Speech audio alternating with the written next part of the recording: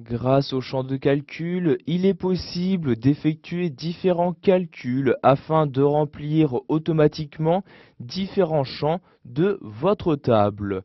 Nous allons par exemple ici insérer donc un nouveau champ de calcul qui nous permettra donc de vérifier suivant les stocks et la quantité demandée le nombre de produits restants.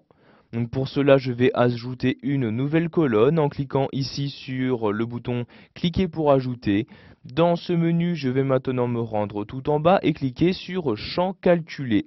J'ai alors la possibilité de choisir en tant que champ calculé le format de mes données que je souhaite y insérer. Donc il peut par exemple s'agir de texte, nombre, d'une devise ou encore d'une date et heure. Donc ici il s'agit d'une quantité, il s'agit donc du format de nombre. Je clique donc sur nombre comme ceci.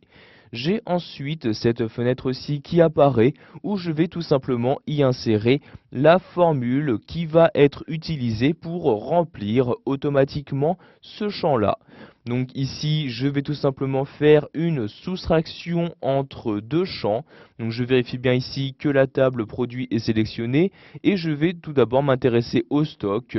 Je double-clique donc dessus pour l'insérer dans ma formule et vous avez ici le stock qui a maintenant été inséré. Nous allons maintenant insérer l'opérateur de soustraction. Je clique donc ici sur opérateur. Dans la seconde liste, je choisis ici arithmétique. Et maintenant, je vais ici double-cliquer sur l'opérateur moins comme ceci. Et automatiquement, celui-ci a maintenant été inséré à la suite de ma formule. Par l'intermédiaire de cette fenêtre, vous aurez également la possibilité d'utiliser des constantes ou encore différentes fonctions. Vous cliquez ici sur le plus, vous cliquez ensuite sur fonctions intégrées.